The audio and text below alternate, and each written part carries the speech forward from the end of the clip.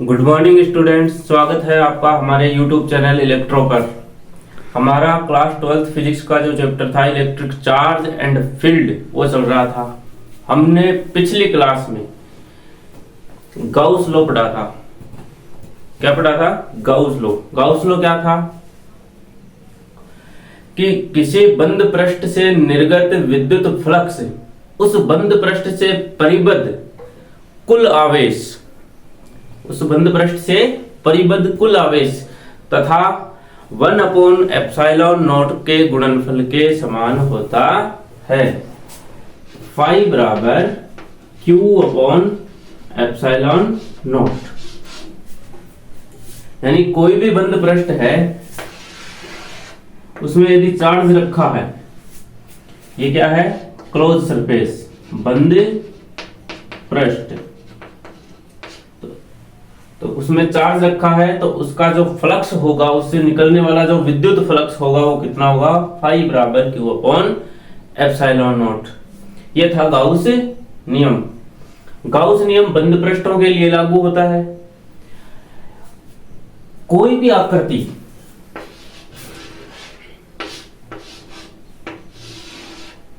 कैसी भी हो,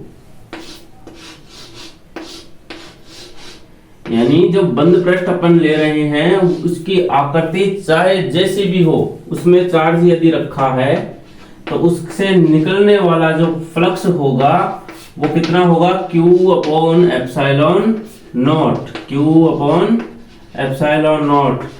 फाई बराबर Q/एप्सिलॉन नॉट और फाई बराबर Q/एप्सिलॉन नॉट। आकृति कैसी भी हो उसका फ्लक्स का मान फाई बराबर Q/एप्सिलॉन नॉट। यह था गॉस नियम। दूसरी बात, यदि एक से अधिक चार्ज हो तो समेशन Q/एप्सिलॉन नॉट, उसमें स्थित आवेशों के योग हो जाएगा अपॉन एप्सिलॉन नॉट। अगली बात, यदि उस क्लोज सरफेस में यदि एक द्विध्रुव रखा हो, ये प्लस Q आवेश और ये माइनस Q आवेश और ये क्लोज सरफेस है, तो उससे निकलने वाला फ्लक्स का मान शून्य होगा। क्यों? क्योंकि यहाँ प्लस Q और माइनस Q कितना हो जाएगा? शून्य हो जाएगा। तो यहां से जो फ्लक्स निकलेगा वो कितना होगा? 0। अगली बात कि इसमें यदि प्लस और माइनस आवेश परिमाण में समान है तो फ्लक्स का मान तो 0 हो गई। और यदि इसमें दो आवेश हैं, एक प्लस Q आवेश और एक माइनस Q आवेश, तो प्लस आवेश से जो फ्लक्स होगा वो निर्गत फ्लक्स होगा और माइनस Q आवेश से जो फ्लक्स होगा वो उसमें प्रवेश करने वाला फ्लक्स होगा, प्रवेश करने वाला विद्युत फ्लक्स। यानी माइनस Q आवेश के कारण उस पृष्ठ में प्रवेश करने वाला फ्लक्स बनेगा और प्लस Q आवेश के कारण उससे बाहर निकलने वाला फ्लक्स बनेगा। और यदि किसी बंद सरफेस में चार्ज नहीं है तो उसका फ्लक्स भी 0 होता है। उसका फ्लक्स भी कितना होगा? 0 होता है। तो ये था अपना गाउस नियम जो अपन ने पिछली क्लास में पढ़ लिया था। घन की बात करें तो घन में क्या है? टोटल फ्लक्स कितना? Q/एप्सिलॉन नॉट। यदि एक फलक की बात करें तो फाई बराबर Q/6 epsilon not. 6 epsilon not क्यों? क्योंकि इसमें 6 फलक होते हैं तो प्रत्येक फलक से कितना फ्लक्स निकलेगा? Q/6 epsilon not. यदि शीर्षों की बात करें तो कोनों की संख्या कितनी है? 8 है, तो फाई बराबर Q/8 एप्सिलॉन नॉट। ये इसके कोनों से फ्लक्स निकलेगा। प्रत्येक कोने से कितना फ्लक्स? Q/8 epsilon not. अगली बात करें कि इसके किनारों से, इसके जो साइड हैं भुजाएं, उससे कितना फ्लक्स निकलेगा? तो भुजाएं कितनी है? 4, 2 8, 2 10, 2 12, 12 पर किनारे हैं तो प्रत्येक से कितने निकलेंगे? Q/12 epsilon not. तो ये था विद्युत फ्लक्स, गाउस का नियम। और जो पृष्ठ अपन फ्लक्स निकालने के लिए यूज में लेते हैं उसे अपन कहते हैं गाउसीय पृष्ठ, गाउसीय पृष्ठ या गॉसियन सरफेस। तो किसी बंद पृष्ठ से निर्गत विद्युत फ्लक्स फाई उस बंद पृष्ठ से परिबद्ध कुल आवेश तथा 1/ε0 के गुणनफल के समान होता है। इतना अपन ने पिछली क्लास में पढ़ लिया है। अब पढ़ेंगे अपन गाउस नियम के अनुप्रयोग, गाउस नियम के अनुप्रयोग।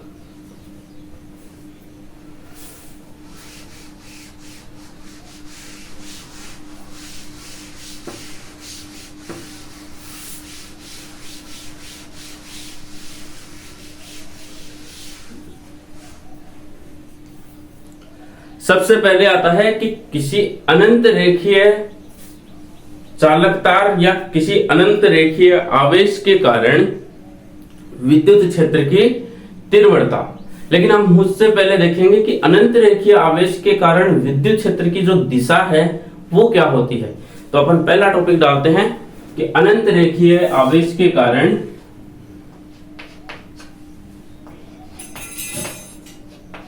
अनंत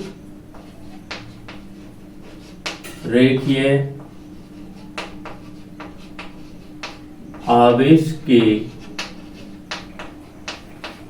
कारण विद्युत क्षेत्र की दिशा, विद्युत क्षेत्र की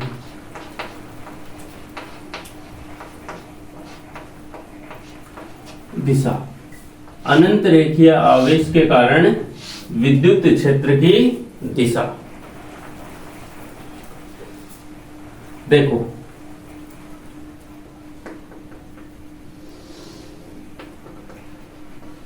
ये कोई अनंत रेखीय चालक तार है जिसकी लंबाई कितनी है, अनंत है।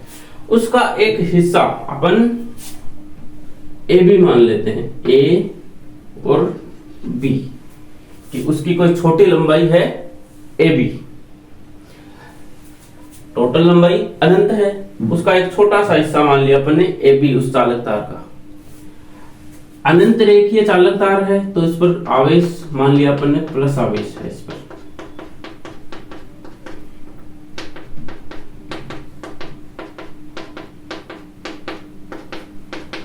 क्या है, प्लस आवेश है। इसके मध्य में एक बिंदु अपन ने ओ मान लिया कि ये बिंदु ओ है। यहां से आर दूरी पर, कितनी दूरी पर, आर दूरी पर एक बिंदु P है जिस पर विद्युत क्षेत्र की दिशा अपने को ज्ञात करनी है। एक अनंत लंबाई का चालक तार है, रेखीय आवेशित तार, रेखीय आवेशित तार है। इसकी एक छोटी लंबाई अपन ने AB मान ली, उसका मध्य बिंदु अपन ने O मान लिया, जहां से R दूरी पर क्या है, एक बिंदु P है जिस पर हमें विद्युत क्षेत्र की दिशा ज्ञात करनी है। तो अपन क्या करेंगे कि सबसे पहले बिंदु A पर एक अल्फांश काट लेंगे, छोटा बिंदु A पर एक अल्फांश काट लिया, dl लंबाई का मान लो, dl लंबाई का एक अल्फांश काट लिया। इस dl लंबाई के अल्फांश से बिंदु P पर जो तीव्रता हुई है होगी वो क्या है, मान लिया DE1 है।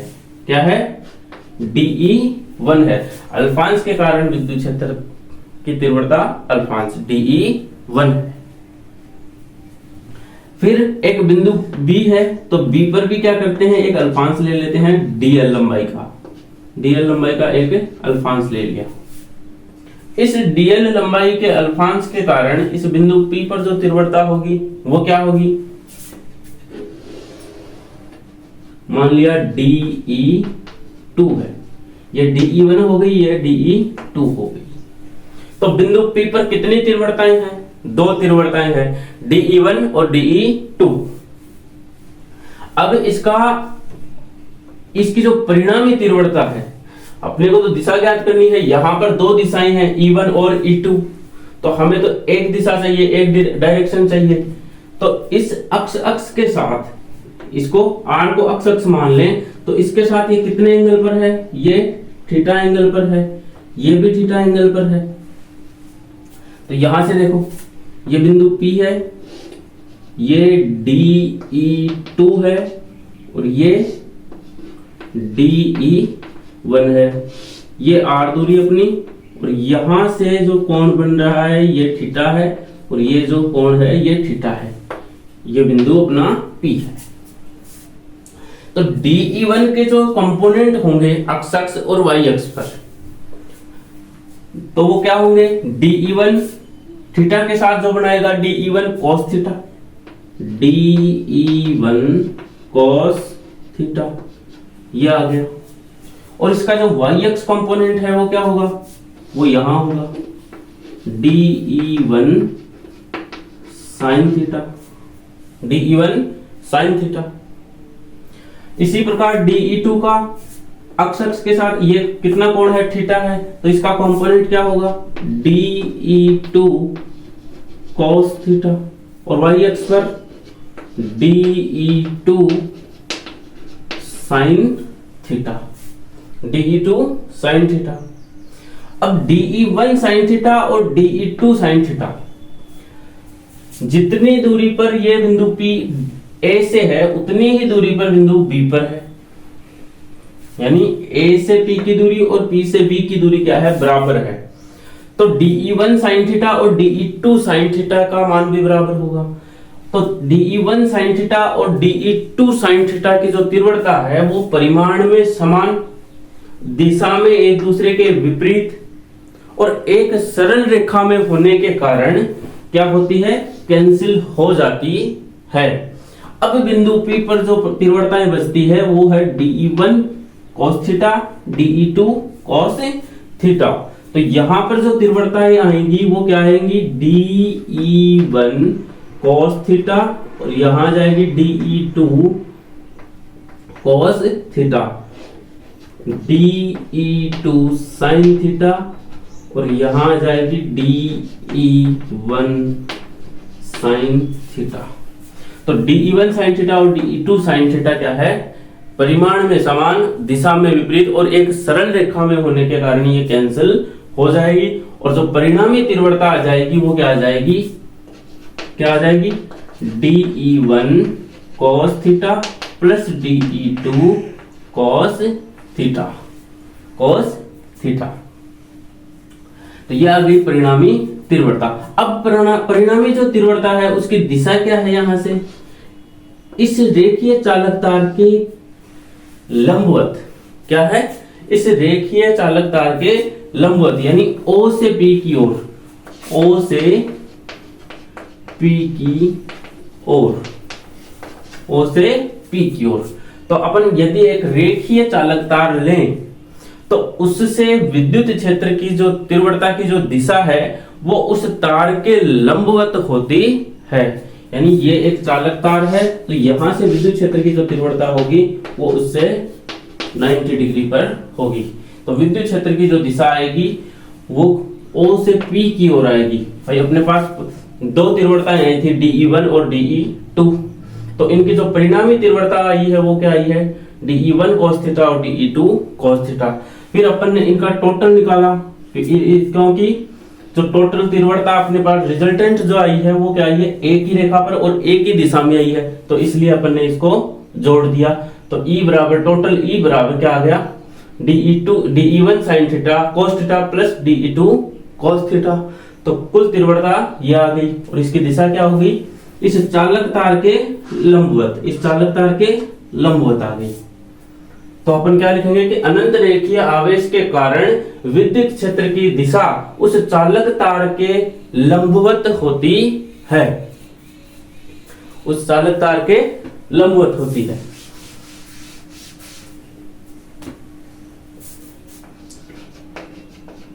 अनंत रेखीय आवेश के कारण, अनंत रेखीय आवेश के कारण विद्युत क्षेत्र की दिशा, विद्युत क्षेत्र की दिशा चालक तार के या रेखीय आवेश की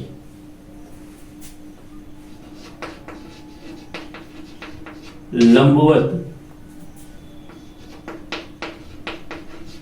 होती है। तो अनंत रेखीय आवेश के कारण विद्युत क्षेत्र की तीव्रता की जो दिशा है वो चालक तार के लंबवत होती है। तो विद्युत क्षेत्र की जो दिशा आएगी वो O से P की ओर आएगी। किस तरफ आएगी? O से P की ओर। ठीक है। अब अपन पढ़ेंगे कि रेखीय आवेश के कारण, कि अनंत रेखीय आवेश के कारण विद्युत क्षेत्र की तीव्रता। अभी अपन ने क्या पढ़ा? विद्युत क्षेत्र की दिशा, कि अपन ने दिशा क्या लेंगे। अब पढ़ेंगे अपन गाउस नियम के अनुप्रयोग पढ़ेंगे कि तो गाउस नियम से विद्युत क्षेत्र की तीव्रता पढ़ेंगे। किसके कारण? अनंत रेखीय आवेश के कारण। देखो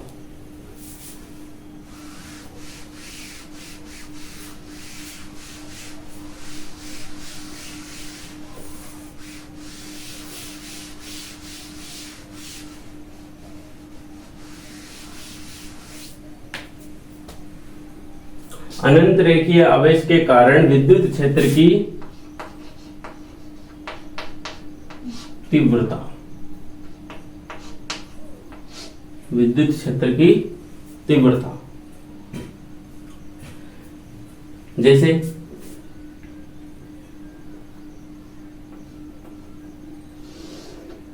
मान लो वही एक चालक तार है, ये चालक तार है,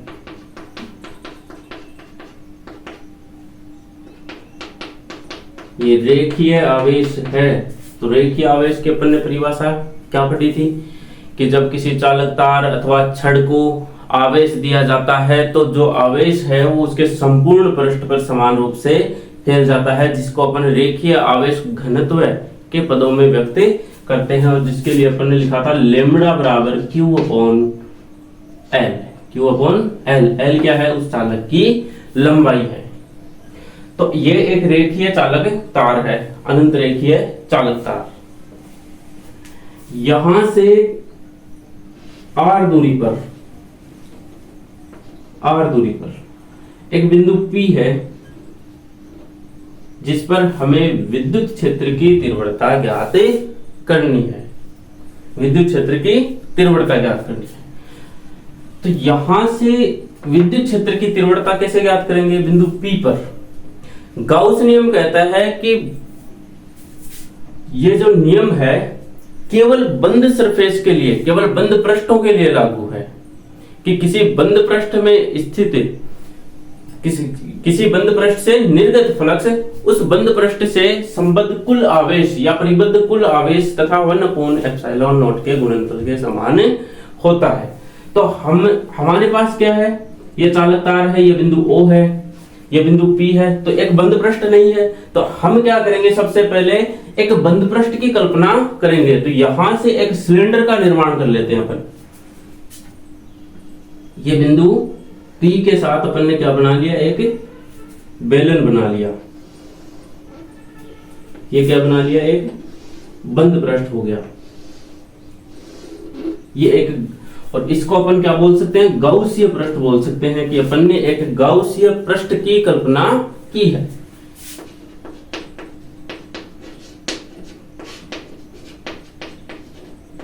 गाउसीय पृष्ठ बिंदु P पर। अच्छा, इस बेलन की जो अब त्रिज्या क्या हो गई?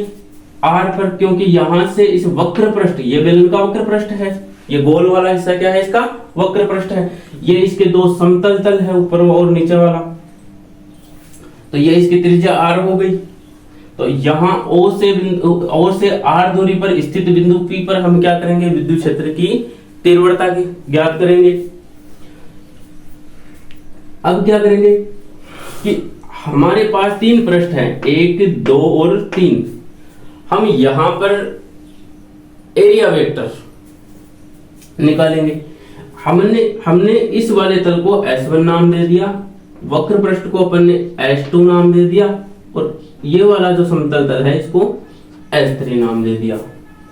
विद्युत क्षेत्र की जो दिशा है अपन ने निकाली थी अभी, वो इस तरफ है। ई की जो डायरेक्शन है वो इस तरफ है कि ओ से पी की तरफ। तो S1 पर जो एरिया वेक्टर होगा वो क्या होगा? पृष्ठ के लंबवत बाहर की ओर, पृष्ठ के लंबवत बाहर की ओर। और विद्युत क्षेत्र की जो दिशा है वो इस तरफ है, ई, ओ से पी की ओर, ओ से पी की ओर। और एरिया वेक्टर क्या है? पृष्ठ के लंबवत बाहर की ओर। तो S1 पृष्ठ पर DS व E के मध्य कितना कोण है? 90 डिग्री, 90 डिग्री पर है। तो S1 पृष्ठ पर E व DS की जो मध्य कोण है वो परस्पर क्या है? एक दूसरे के लंबवत है, 90 डिग्री का कोण उनके मध्य है। S2 पृष्ठ की बात करें तो S2 पृष्ठ इसका वक्र पृष्ठ है। वक्र पृष्ठ पर जो एरिया वेक्टर निकालेंगे, जो अल्फांश मान लिया, वहां से जो एरिया वेक्टर निकलेगा वो DS पृष्ठ के लंबवत बाहर की ओर निकलेगा। और विद्युत क्षेत्र की जो दिशा है वो भी क्या है? एरिया वेक्टर के अनुदिश ही है। तो यहां पर जो कोण बनेगा वो कितना होगा? 0 डिग्री होगा। यानी S1 पृष्ठ पर DS व E के मध्य कितने डिग्री का कोण है? 90 डिग्री का कोण है। लेकिन S2 पृष्ठ पर E व DS के मध्य 0 डिग्री का कोण है। क्यों? क्योंकि यहाँ E व DS की जो दिशा है वो एक दूसरे के अनुदिश है। S3 पृष्ठ पर एरिया वेक्टर पृष्ठ के लंबवत बाहर की ओर, तो ये यहां हो जाएगा। विद्युत क्षेत्र की जो दिशा है वो ये है, E, O से P की ओर मान ली अपन ने। तो इनके मध्य जो कोण है वो 90 डिग्री है। तो ये भी क्या है? एक दूसरे के परस्पर लंबवत है। तो S1 और S3 पृष्ठ जो है इस बेलन के समतल पृष्ठ हैं, जहां DS व E परस्पर क्या है? लंबवत है। तथा S2 जो पृष्ठ है वो बेलन का वक्र पृष्ठ है, जहां D व ES के मध्य 0 डिग्री का कोण है। तो अपन क्या लिखेंगे? सबसे पहले क्या लिखेंगे कि चित्रानुसार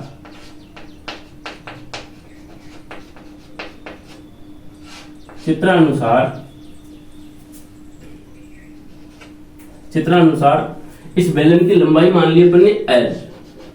क्या मान ली? L। चित्रानुसार L लंबाई व R त्रिज्या, L लंबाई व R त्रिज्या के गौसीय पृष्ठ की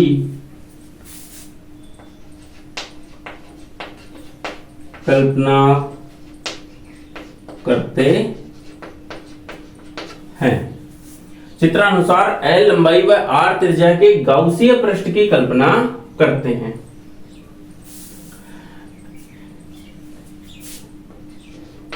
इस पृष्ठ को हम तीन भागों S1, S2 व S3 में विभाजित करते हैं। S1 व S3 इस पृष्ठ को हम तीन भागों में विभाजित करते हैं। कौन कौन से? S1, S2 और S3 पृष्ठ। S1 व S3 पृष्ठ बेलन के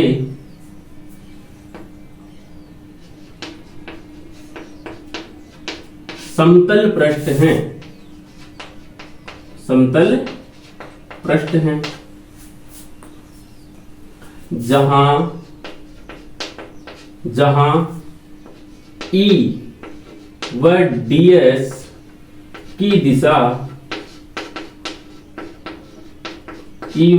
की दिशा परस्पर लंबवत है, परस्पर लंबवत है। यहां देखो S1 पृष्ठ पर DS व E के मध्य कितना कोण है? 90 डिग्री। यहां देखो S3 पृष्ठ E व DS के मध्य कितना है? 90 डिग्री। तो परस्पर क्या है? एक दूसरे के लंबवत है। जबकि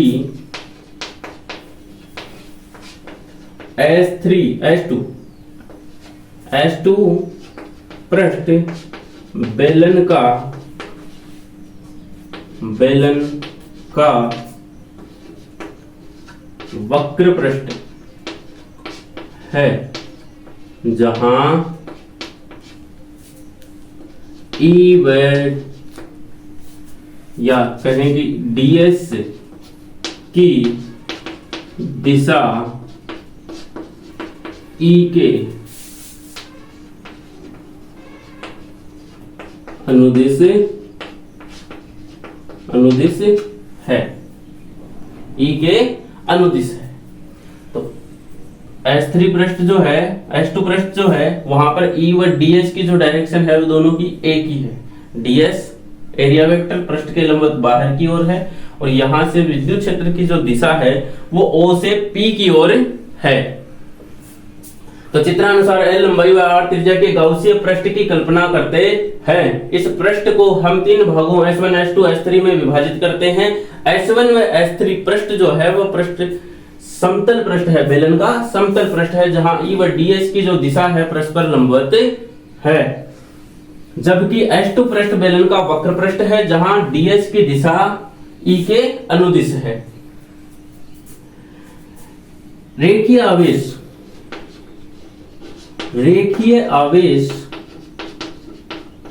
के कारण रेखीय आवेश घनत्व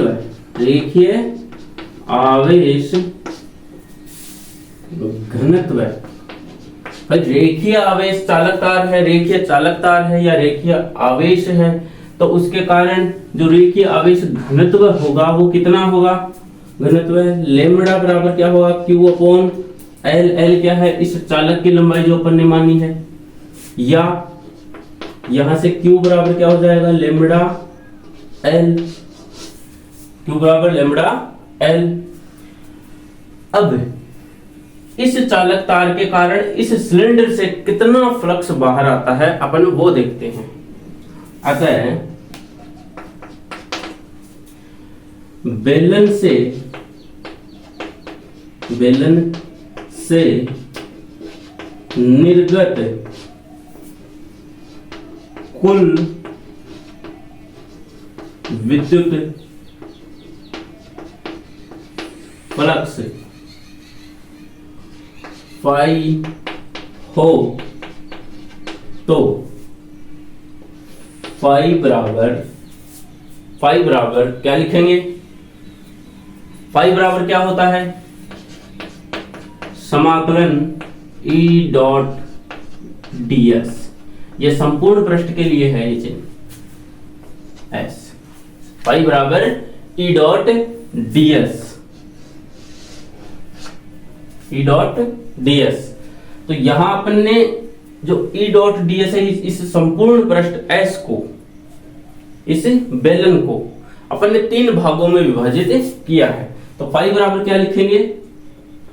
समाकलन S1 पृष्ठ के लिए क्या लिखेंगे? E डॉट ds प्लस समाकलन S2 E dot ds plus समाकलन S3 E डॉट ds। फिर फाई बराबर S1 पृष्ठ समाकलन S1 E ds cos theta आएगा। cos थीटा आएगा तो क्या लिखेंगे? या थीटा लिख लें। चलो एक बार S2 के लिए E D S cos theta. फिर इसका समाकलन S3 पृष्ठ के लिए E D S cos theta, E D S cos theta. Five बराबर समाकलन S1 E D S cos theta. Cos S1 पृष्ठ के लिए ई व ds के मध्य कितने डिग्री का कोण है? 90 डिग्री का, ये 90 डिग्री।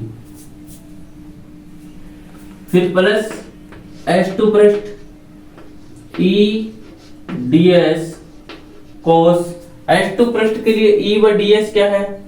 0 डिग्री, तो cos 0 डिग्री प्लस S3 पृष्ठ के लिए ई ds cos कितने डिग्री है S3 पृष्ठ के लिए? 90 डिग्री, तो ये कितना आ जाएगा? 90 डिग्री। फाइव बराबर ई, अब देखो ये r दूरी पर है, ये भी r दूरी पर है, यानी यहां से O से P की दूरी क्या है? r है, ये जो क्या है? बेलन की त्रिज्या है। तो P बिंदु पर निकलने वाला जो विद्युत क्षेत्र की जो तीव्रता है, जो फ्लक्स होगा यहां से निकलेगा, वो सब में समान निकलेगा। यानी E क्या की वैल्यू की जो है वो क्या है? कांस्टेंट है, तो जिसको अपन क्या है? समाकलन के बाहर लिख सकते हैं। यहां से cos 90 की जो वैल्यू है वो कितनी आएगी? 0। यहां से cos 90 0,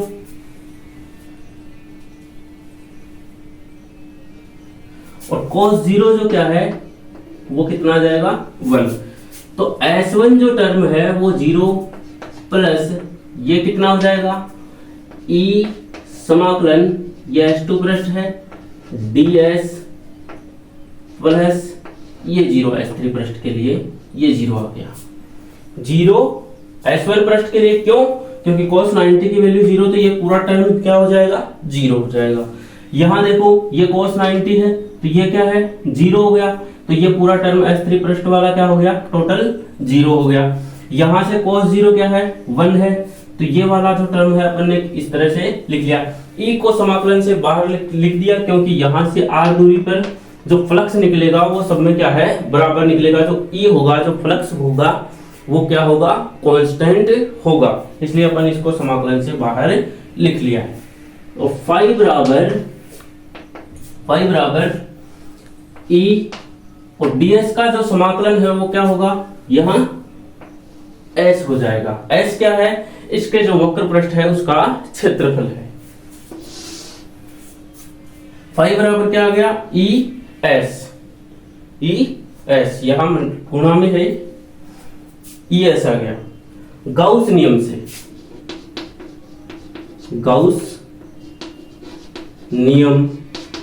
से फाइव बराबर Q upon epsilon not, five बराबर Q अपॉन एप्सिलॉन नॉट।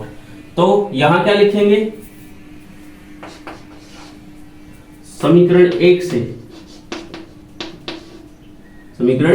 1 से क्या लिखेंगे? Q अपॉन एप्सिलॉन नॉट बराबर ES। Q की वैल्यू कितनी है? अपन ने अभी लिखा है lambda L upon epsilon not.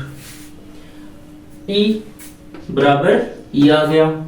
S क्या है? इसके वक्र पृष्ठ का क्षेत्रफल है, तो क्या लिखेंगे? 2 पाई RL,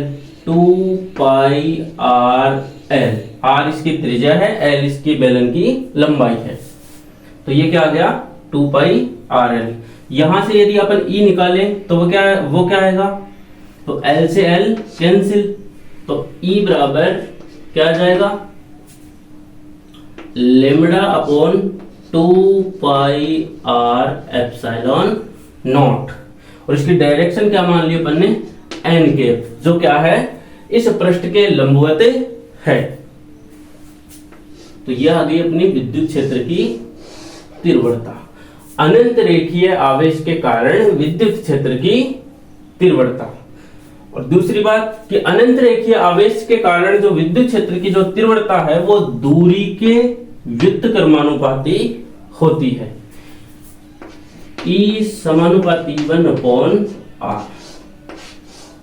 E समानुपाती 1/r। अनंत रेखीय आवेश के कारण विद्युत क्षेत्र की जो तीव्रता है वो दूरी के व्युत्क्रमानुपाती और रेखीय आवेश घनत्व के समानुपाती होती है। रेखीय आवेश घनत्व के समानुपाती होती है।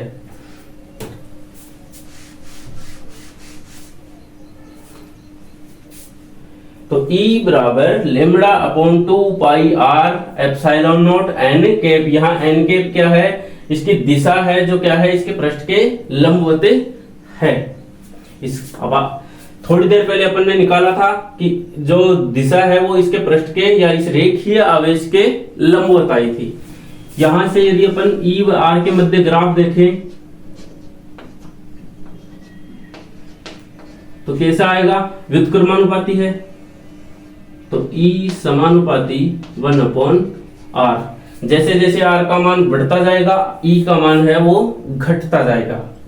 यानी दूरी बढ़ने पर विद्युत क्षेत्र की तीव्रता का मान घटेगा। और E लेमडा का ग्राफ जो आएगा वो किस प्रकार आएगा? वो इस प्रकार आएगा कि रेखीय आवेश घनत्व का मान बढ़ने पर विद्युत क्षेत्र की तीव्रता का मान भी बढ़ता है। तीव्रता का मान भी बढ़ता है। दूरी बढ़ाओगे तो विद्युत क्षेत्र की तीव्रता घट जाएगी, दूरी घटाओगे तो विद्युत क्षेत्र की तीव्रता का मान बढ़ जाएगा। यहां घनत्व का मान बढ़ेगा तो तीव्रता का मान बढ़ेगा, घनत्व का मान घटेगा तो तीव्रता का मान भी घटेगा। तो E और R के मध्य ये वाला ग्राफ आ गया और E और लेमडा के मध्य ये वाला आ गया। तो अनंत रेखीय आवेश के कारण जो विद्युत क्षेत्र की जो तीव्रता है वो आती है अपने पास lambda upon 2 pi are epsilon naught N cap. जो अनंत रेखीय आवेश के कारण जो विद्युत क्षेत्र की जो तीव्रता है वो दूरी के व्युत्क्रमानुपाती होती है और रेखीय आवेश घनत्व के समानुपाती होती है। तो यह था अपना अनंत रेखीय आवेश के कारण विद्युत क्षेत्र की तीव्रता। अब अपन मिलेंगे अगले टॉपिक में एक नए अनुप्रयोग के साथ। ठीक है।